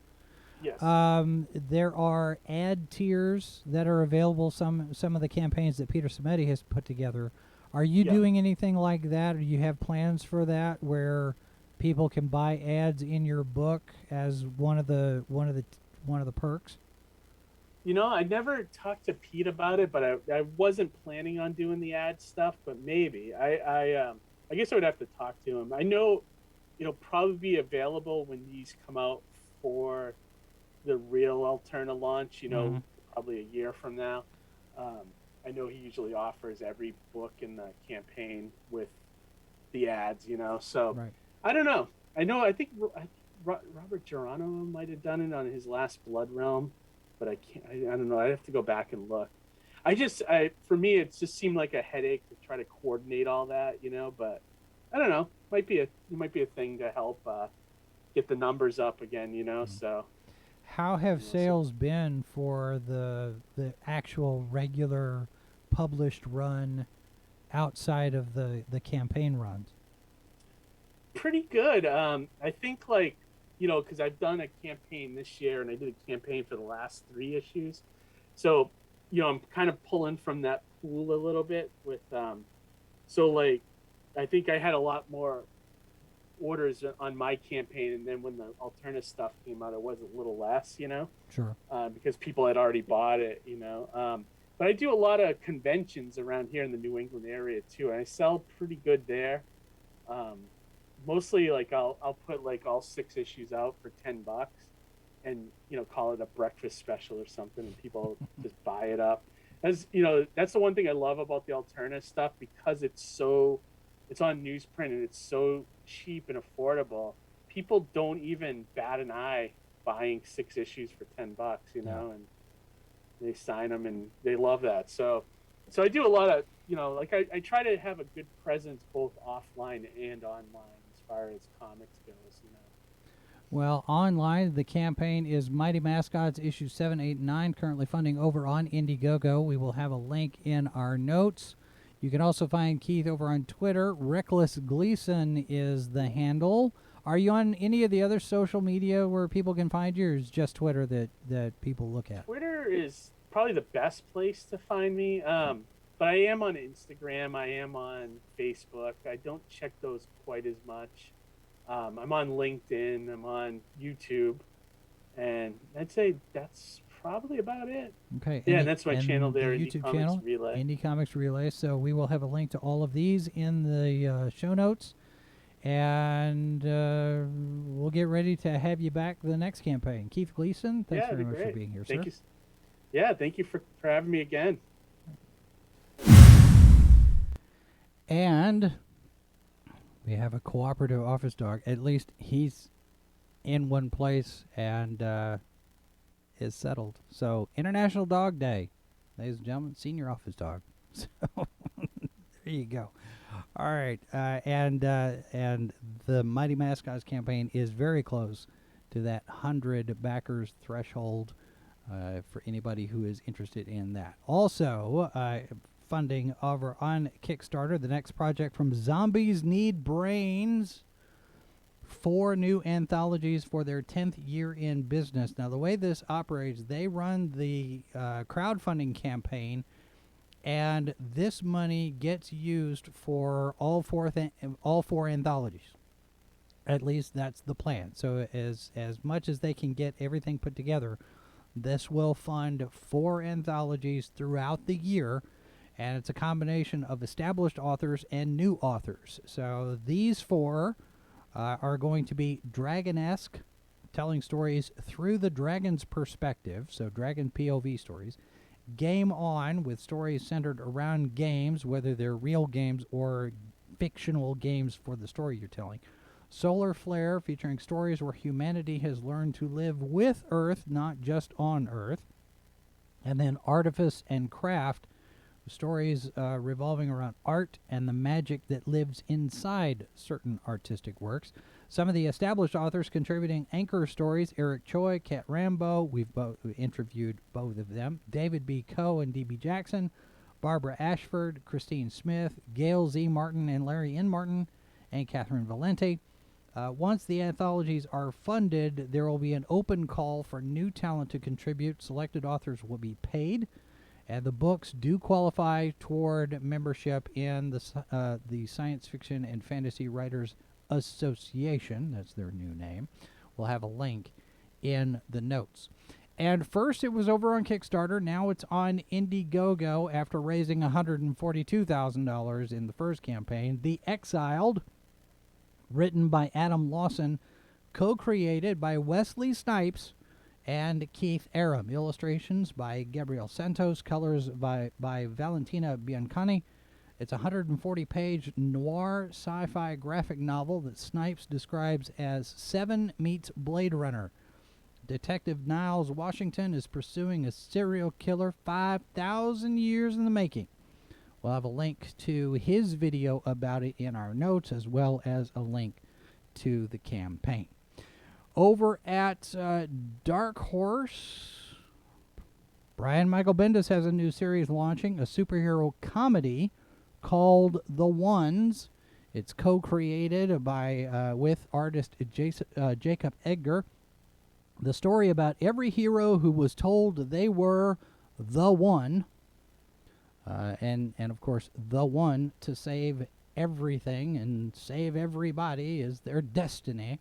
Turns out there can be only one the one in all of the multiverse, and this group has to band together to stop that one. This one is on shelves November 2nd.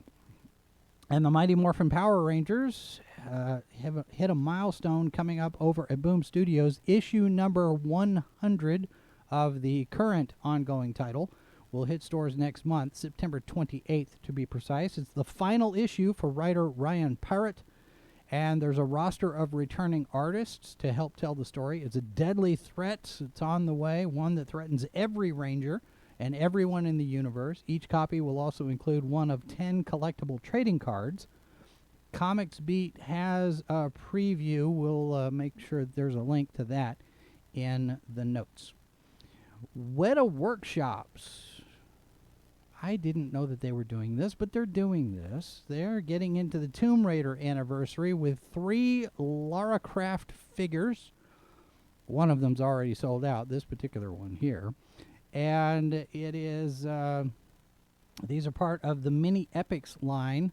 Now, this one is the statue. This is the one that's sold out. But these vinyl figures here, stylized, part of, like I said, part of the Mini Epics line. Lara Solo, by herself, runs you $40. Lara and the Raptor, $100. This first one here that we showed you, the statue, the Lost Valley, it's a 1:4 scale statue, limited to 950 units, and it's already sold out. So we'll see if any of them are made available after this. The vinyl figures should ship in the second quarter of 2023.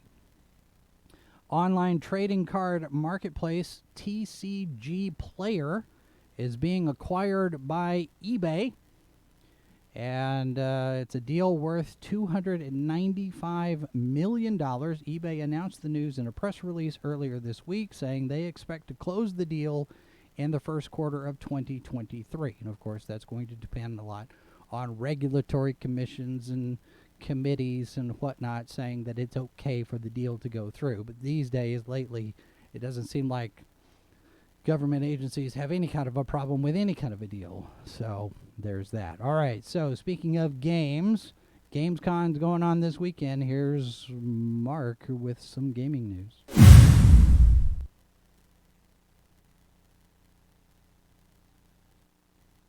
I hit the wrong button. I didn't have it set up. Let's do that again. Hello everyone, welcome to the video game news segment of Good Morning Multiverse for August 27th, 2022. I'm Mark D'Alfonso, and if you've been paying attention at all to the news in the world of video games recently, you know that there's been a lot of announcements because Gamescom 2022 is happening right now. So I'm going to share with you a few of my favorite announcements from the event in this segment for this week. So let's just jump right into it. Starting with a brand new series from Telltale Games based on the Amazon series called The Expanse. Publisher Telltale Games and developer Deck9 Games previously announced this game at last December during the Game Awards. And now it has been announced that the game will launch for consoles and PC in summer of 2023. Along with the announcement was the first look. Viewers got a trailer with a first look at the game in action with a new behind-the-scenes gameplay trailer featuring input from developer Deck9, Stephen Frost, Telltale Games' Zach Garris, and the show's Kara Gee. Players will take on the role of Carmina Drummer, played by Kara Gee in both the game and the TV series, the leader of a scavenging crew on the hunt for a mysterious treasure on the edges of the belt. As Drummer, players must work with a mix of powerful personalities, square off against a bloody mutiny, explore locations beyond the belt, and, as with many Telltale games, make tough decisions that will decide the outcome of the game's story. Next up, here's an interesting announcement for you as well. A little game called Lies of P has been revealed at Gamescom this year as well, with a brand new 12-minute gameplay trailer taken straight from the floor of the convention. Now, what's Lies of P, you might ask? It's actually quite interesting. The game is an upcoming dark take on the story of Pinocchio, in the form of a Bloodborne-inspired Souls-like game, with the same kind of aesthetic. The game is a challenging action game with a unique lie system where what you do and say as the main character dynamically affects gameplay. And of course, lying is a big part of the original story of Pinocchio. And the game's story is a unique and darker twist on the classic story of Pinocchio. And it looks very interesting. I, for one, am a huge Bloodborne fan, so I will be, again, you will definitely be hearing more of this from me in the coming months. And also, I find it insane that there are so many Disney properties that are getting a dark twist. First Winnie the Pooh, and now this. if you don't know, don't even worry about it. But if you know exactly what I'm talking about. And continuing with the darker and more edgy side of things, but this time mixed with a brand of comedy. It has been announced that Killer Clowns from Outer Space will be receiving a video game adaptation, and the reveal was made again at Gamescom. Now, Killer Clowns from Outer Space is the latest in a trend of horror-esque multiplayer games, and it'll join the likes of Friday the 13th and The Evil Dead. But honestly, as a fan of the cult classic horror movies, this one is the one that I'd be the most interested in. It's a 3v7 asymmetric multiplayer game from the director of the Friday the 13th game, with the team of humans crafting weapons to defend themselves against the invading clowns. And it's being made in collaboration with the movie's creators, the Coyote Brothers, and it promises to capture the schlocky goofiness that made the original a cult classic. I love schlocky horror movies, and so this is another game that seems right up my alley, and I can't wait to see actual gameplay of it. And now, here is the mandatory Embracer Group story of the week. I feel like it's becoming a tradition at this point that I have to have a story that at least mentions them at some point. And this story is from a direct fallout of Embracer Group purchasing many of Square Enix's Western studios and IPs. Square Enix is looking to open a brand new studio in the West and has filed a trademark for something called Studio Onoma, which is a part of an application on the Canadian Trademarks database, with the applicant being Square Enix Newco. This is, of course, as a direct result of Square Enix selling their Western studios to Embracer Group, so it seems they want to re-establish themselves in the Western market. According to the application, Studio Onoma will both develop and publish video game software, in addition to working on merchandise like strategy guides, posters, clothing, toys, and action figures. And the address of the applicant, Square Enix Newco, is based in London, UK. According to Companies House, this company was incorporated on the 19th of April 2022 as a publisher of computer games. It is currently unclear specifically what Studio Onoma might be working on and how it will fill in with the rest of Square Enix. So, once again, this is another story that I will keep an eye on, and I will share further developments as they happen. And now for another announcement, but from a completely different convention this time. It has been announced that PlayStation VR 2 will be playable for the first time at the Tokyo Game Show this year. Capcom has confirmed that players at the show can try the PlayStation VR 2 version of Resident Evil Village. This comes from a tweet from the official Resident Evil / Biohazard Twitter account that stated that in Tokyo Game Show 2022 Capcom booth exhibition information, the PlayStation VR 2 version of Resident Evil Village will be on display. Come experience the ultimate immersion by playing a part of Dimitrescu Castle. And then this was then retweeted by the official Japanese PlayStation account, which added, "This will be the first opportunity for PlayStation users to experience PlayStation VR 2. Please visit the Tokyo Game Show 2022 Capcom booth." Great, just what I need. As if I couldn't handle horror games enough, VR horror games are so much more fun. And in our final story of the week, we have it has been announced that the Game Awards will be returning on the 8th of December 2022. The video game industry's annual Winter Trailer Fest and award show will broadcast live from the Microsoft Theater in Los Angeles and be live streamed online. This year's show will include a new category for Best Adaptation, which will award shows, movies, books, podcasts, comics, and more, which authentically adapt video game source material. 2022 has seen plenty of adaptations with TV series based on games like Cuphead, Halo, and Tekken, as well as film versions of Uncharted and Resident Evil. But in all seriousness, in my opinion, Castlevania trumps them all. So if it's not at least nominated for anything this year, I am going to be very sad.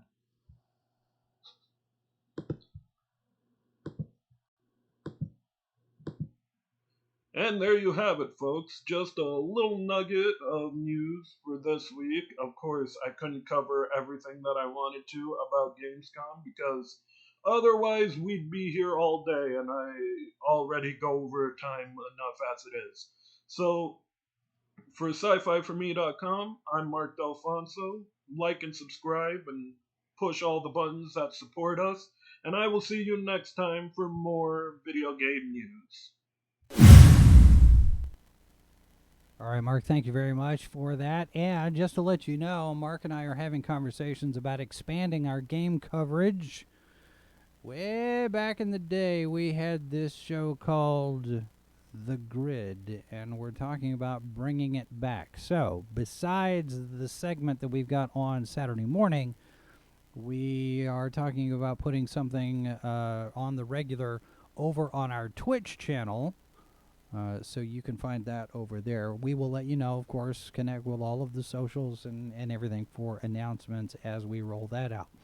HBO Max has put out a video about the adaptation of The Last of Us based on the video game. We got a little footage of the show. Pedro Pascal as Joel, Bella Ramsey as Ellie. This is part of the overall preview of upcoming shows.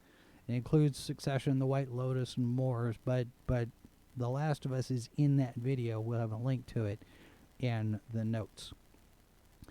And our condolences to the family and friends of Alexei Panshin, Nebula Award-winning author of 1968's Rite of Passage, as well as the Hugo Award winner for The World Beyond the Hill, a study of science fiction he wrote with his wife Corey.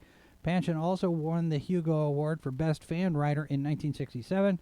A lot of his writings were originally published in various fanzines, and so he qualified for that. He passed away on the 21st. No cause of death has been reported. He's survived by his wife. He was 82 years old. And Gerald Potterton, the director animator responsible for Heavy Metal, along with the Liverpool sequence on the Beatles' Yellow Submarine animated movie. He's passed away at age 91 at a hospital in Quebec. No cause of death was given. The announcement came from the National Film Board of Canada. He heavily influenced the rise of independent Canadian animation, and perhaps the most notable of his work is the classic science fiction fantasy Heavy Metal, based on the magazine. He also directed Buster Keaton in a short film toward the end of Keaton's career, and he had a number of Oscar nominations as well. Our condolences go out to his family, friends, and colleagues. Studio Leica, I hope I'm pronouncing that right. They've announced the voice cast for their next stop-motion and CG animation film, Wildwood. It's based on the novel by Decemberists lead singer Colin Malloy and artist Carson Ellis. The cast will be led by Carey Mulligan, Mahershala Ali, Peyton Elizabeth Lee. And we've also got in that cast Jacob Tremblay and Awkwafina. Supporting them are Angela Bassett, Jake Johnson, Charlie Day, Amandla Stenberg, who's going to be in The Acolyte, and Jermaine Clement, Maya Erskine, Tantu Cardinal, Tom Waits, Richard E. Grant. The Portland-based story follows Prue McKeel, who enters an enchanted wonderland when her baby brother Mac is taken by a murder of crows deep into the forest. Travis Knight is directing from a script from Chris Butler.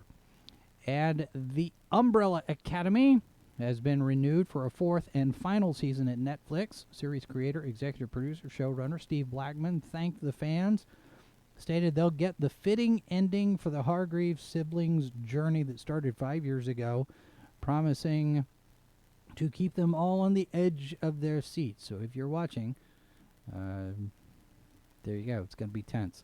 Meanwhile, showrunner Blackman has re-upped his big 8-figure deal with Netflix. He'll be writing and producing projects under his newly launched Irish Cowboy production banner.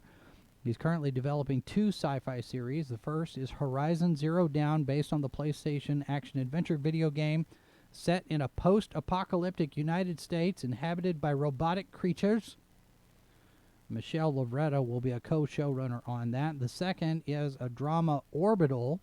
It's a thriller set on the International Space Station, an original concept from writers David and Keith Lynch, who will co-create the series with Blackman. So look for that in the future.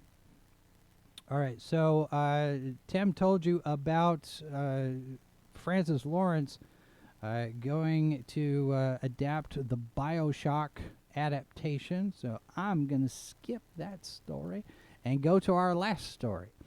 Oren Uziel has come on board Ryan Reynolds' new adaptation of Clue. Uziel will take another pass on the script following Rhett Reese and Paul Wernick. Uziel co-wrote Sandra Bullock's The Lost City. He's got a couple of scripts on the blacklist as well, plus the Cloverfield Paradox and 22 Jump Street. So that's his next project, working with Ryan Reynolds on that. So that's it. That's it. We got in under our 2 hours. And certainly not all of the news, but as much of it as we can fit into a show of this type. And hopefully you come away with a little bit more knowledge that you can use at the next cocktail party and impress your guests. So there we are. All right, that's going to do it for us. Thanks very much. Don't forget, we do have a new Ranker Pit coming up Tuesday night at 8 p.m. Eastern, 7 Central. And we've also got Live from the Bunker Monday, Wednesday, and Friday. I got to change all of the graphics. I haven't managed to do that yet. So that is the new schedule. And, of course, we've got the H2O podcast Monday night, where you can find us discussing various different things. I don't know what we're going to talk about next. Maybe we'll talk about King Kong. Who knows? So tune in for all of those. Of course, you can find our schedule. Do I have our schedule posted? I need to update our schedule and post our schedule somewhere. And let me try to get that done over the weekend and put that out. In the meantime, Oh, yes. Thank you, Mrs. Boss. Tribble Bites tomorrow, sometime in the evening, late afternoon, mid-evening, 6 or 7-ish. We'll see. I don't know. We'll do that. And yes, Keely, I'm aware we're now on the same schedule as Midnight's Edge in the morning. Kind of unavoidable, but yeah, we're looking at some stuff. We'll see. All right. So we mentioned the social medias. We're on 10 different accounts. Don't know why, but there we are. Well, I do know why. But there, you can connect with us wherever it is that you're most comfortable being social. And of course, there's a newsletter you can sign up for and a mailing address if you've got anything you want to send us for review. And of course, we do invite you to share our channel with your friends and network associates and colleagues and fellow fans, and maybe we'll have something of value to offer them as well. Thanks very much for being here, folks. Have a good weekend. Copyright 2022 by Flaming Dog Media, LLC. All rights reserved. No portion of this program may be retransmitted without the express written consent of Flaming Dog Media. You're watching Sci-Fi for Me TV, delivering the multiverse since 2009.